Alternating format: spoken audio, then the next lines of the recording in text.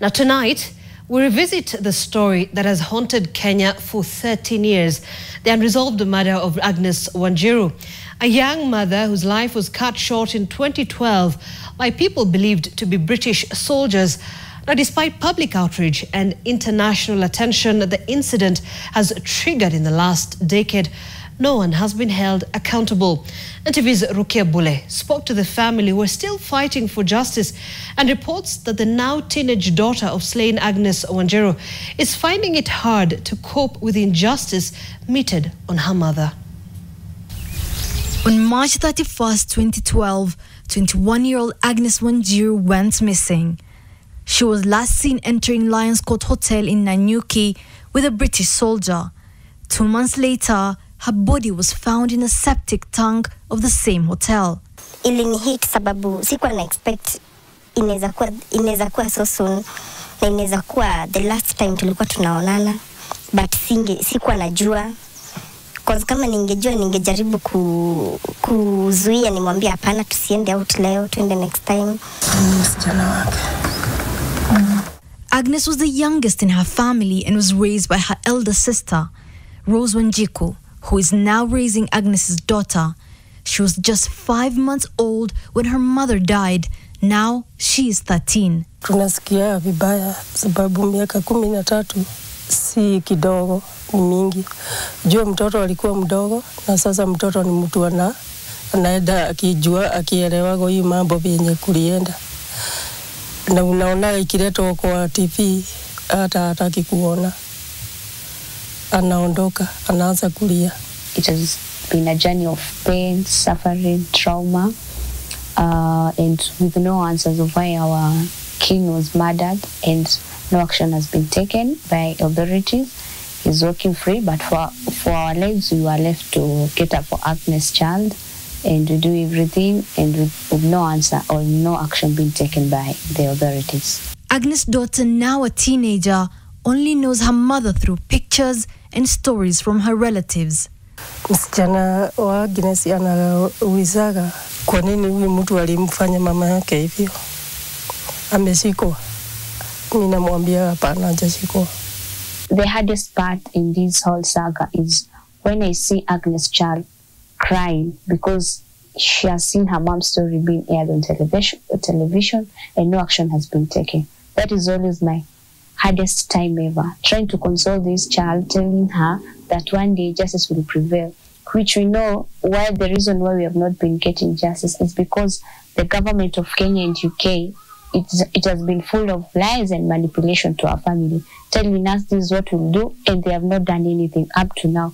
In 2021, fresh revelations surfaced after the Sunday Times reported that the alleged killer confessed to a fellow soldier who witnessed the events. But when the witness reported it to senior officers, he was silenced. They claim that this is a complex issue just because it's a case of cover-up, and also even high officials in the UK were involved because they were even joking with the juniors, telling them, today don't go out strangling people. So, and then it was a running joke. It's a case whereby the government has been reluctant to have it concluded. I don't know the reason as to why. Maybe it is the benefits the government has been getting from the UK government, military aid and all that, and maybe our government does not want to rub the UK government hard enough to let these people come here for trial. After years of being turned away by authorities and denied access to crucial information, Agnes' family, in desperation, filed a constitutional petition in 2023. When the murder occurred, it took our government agencies too long to carry out investigations. And when they carried out investigations, they took too long again to take the matter forward to the court for inquest to be done. So when inquest was carried out and the court found that this was a case of murder, the government never acted again. It went into slabberad until we had again to come and commence the petition.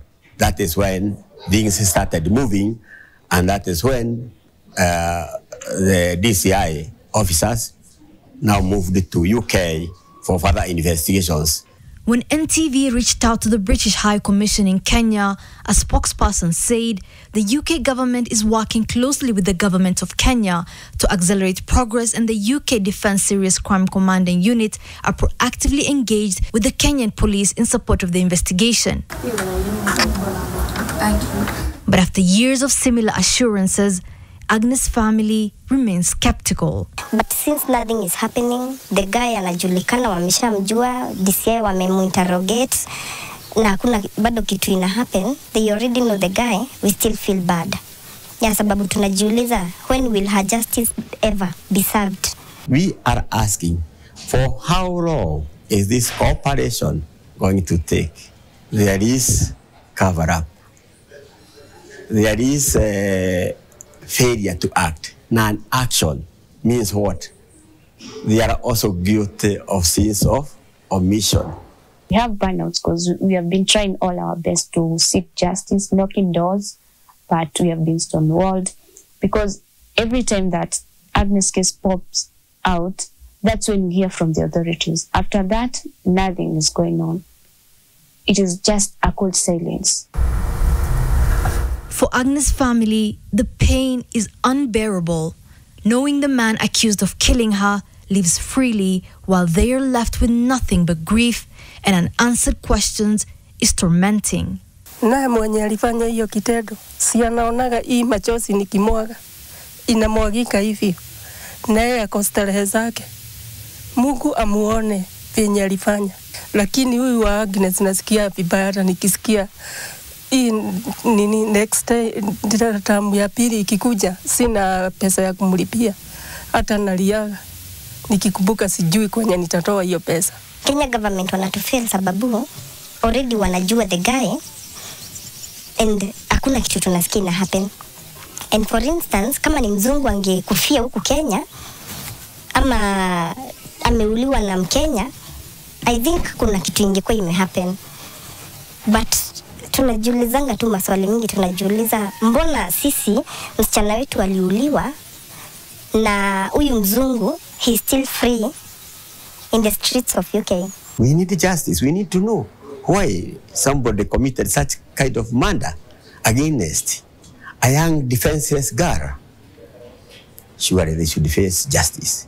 Although one day, one time, innocent blood cries out loudly from ground, and I know it is in the case of Agnes. So they might do cover up, but Agnes' blood will always cry out from the ground, and one day we'll get justice.